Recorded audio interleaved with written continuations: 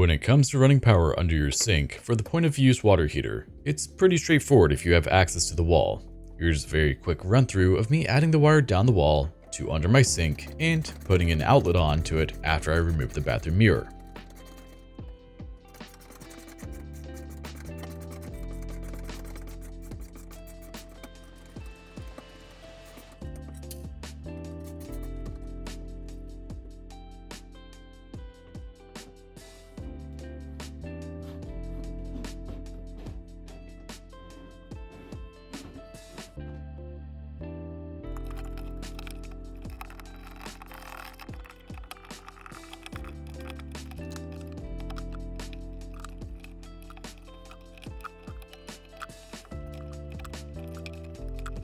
Now, seeing it in that form leaves a bit of mystery as to how all of this works. So let's go to my faux wall that I built to show the process from both sides.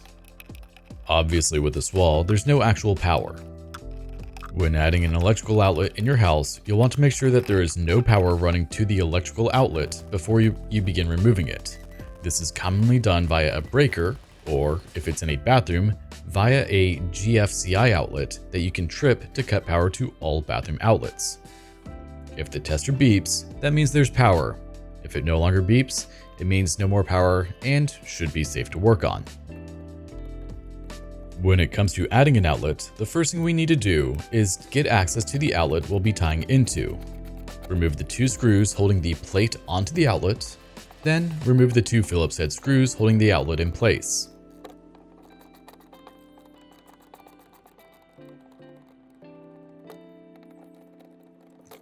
Pull it slightly from the wall and set it a bit to the side. From the box, you may be able to see if there's insulation in the wall. If there is, this is a far more difficult process, but we will do another video on that in the future. In most American homes, there's no insulation between interior walls. Assuming no insulation, go ahead and go under your sink or to wherever you're adding your outlet and line up your box for where you want it.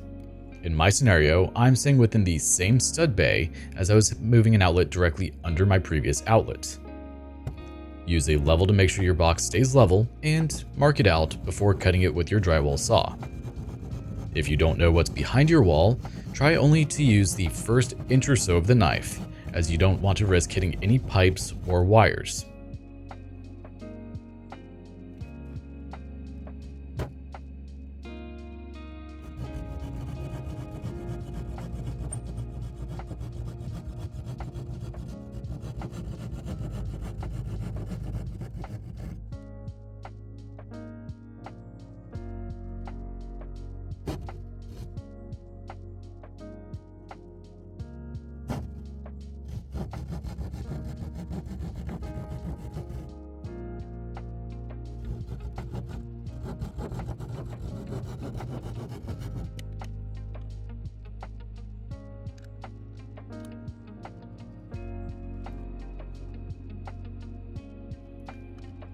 Once you have your box cut out, you can start to run your wire down the wall. You can see how it should easily fall down into the stud bay and be able to be reached through the hole that you had cut out.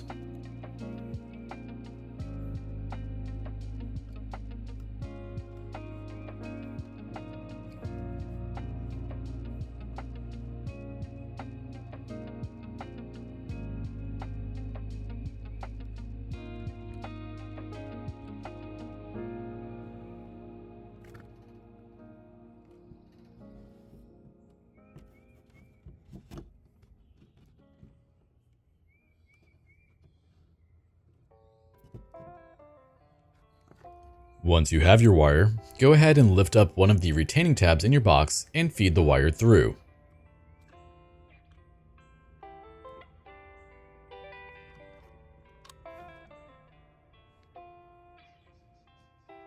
After it's fed through, go ahead and put your box in the wall and begin tightening down the screws for the wings on the box to make it stay tight against the wall.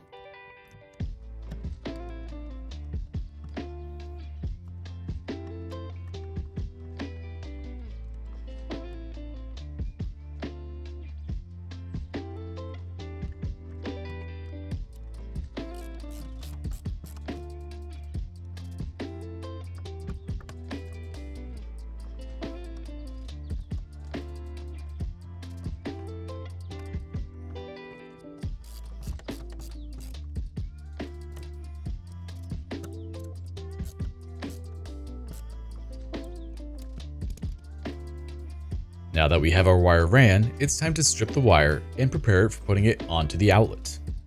You can use a razor blade or a knife or whatever you want. I typically use an X-Acto knife and cut off the shielding on the wires to get access to the 3 wires inside.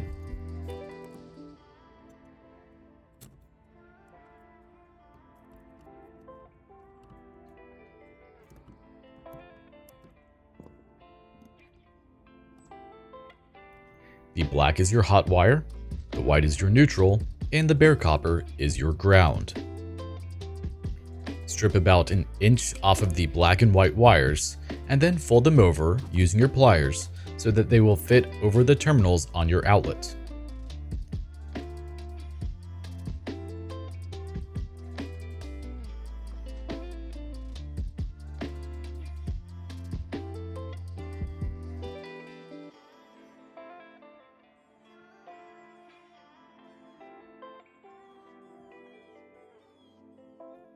Your outlet should have a gold, silver, and green terminal. The black wire goes to the gold terminal, the white wire to the silver terminal, and the bare copper to the green terminal. When hooking your wires around the terminal, you want to make sure your wire loop goes in the direction of tightening the terminal down. This way it draws the wire into the terminal and mitigates the chance of the wire slipping out or coming loose.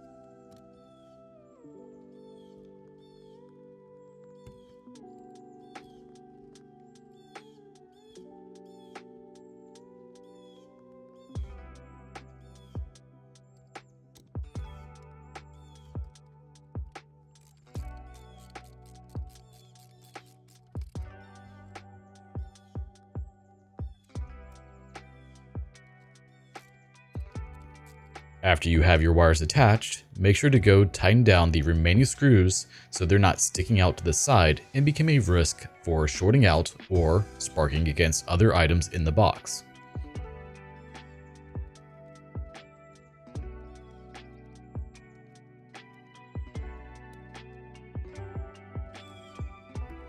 Once you have your outlet prepared, it's time to go ahead and put the outlet into the box and tighten it down.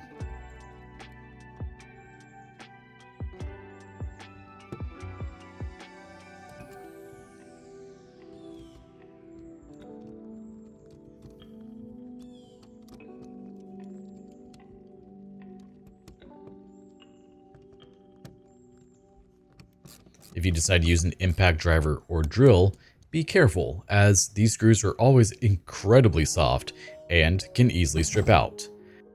I never fully tightened them down with power tools because of this, but have no qualms getting them close and finishing it off with the screwdriver.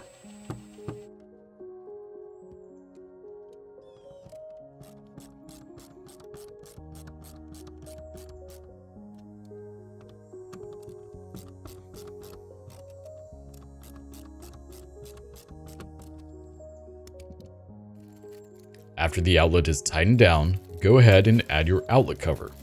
I always prefer the nylon ones as they're far more durable. Gently tighten down the screws, but make sure to not over tighten them and cause the plate to deform or break.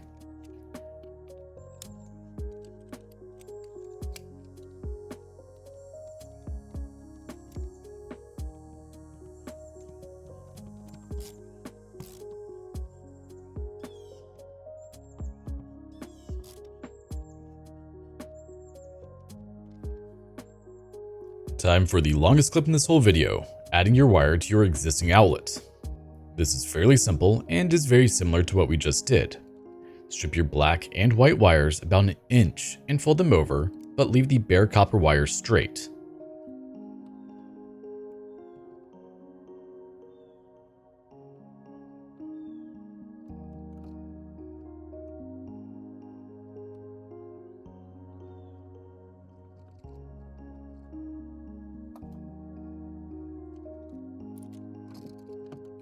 After they're prepared, remove the ground from your existing outlet and straighten it out.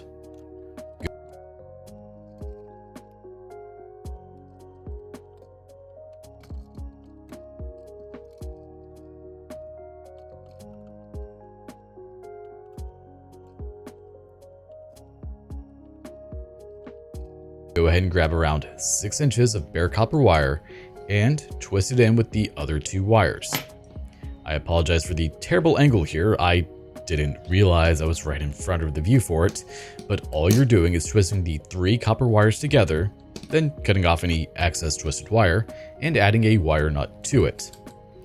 After that's done, take the extra piece of copper wire that you added and tie that around your outlet's ground terminal.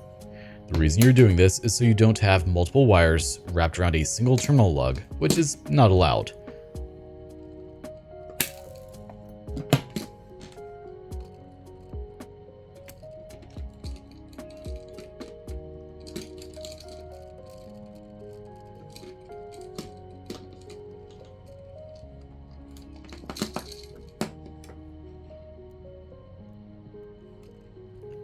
After you have your ground connected, go ahead and connect your black and white wires to their respective terminals before pushing everything back into the box and begin tightening everything back up.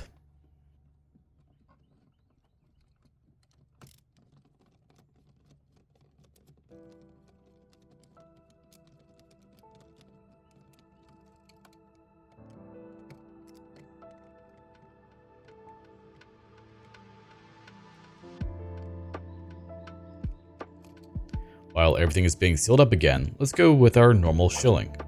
If you like the content I'm putting out, make sure to like, comment, share, subscribe, and don't forget to hit the notification bell to stay up to date with all new content as it comes out. We also have channel memberships and some merch down in the description below. And if there's ever anything you'd like to see added for a channel membership perk or something you'd like in the merch shop, by all means, let me know and I'll be happy to look into it.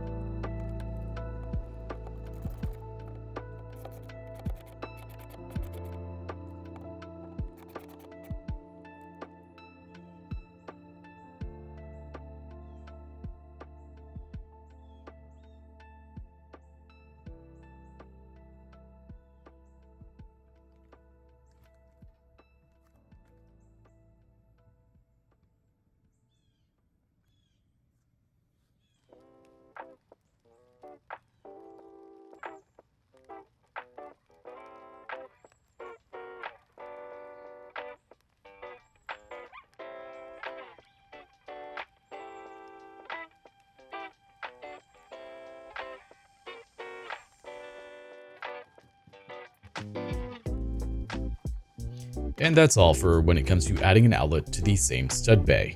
If you want to see more along the lines of what is required for cutting across stud bays, check out the video linked above for adding the bathroom mirror in where I had to do exactly that.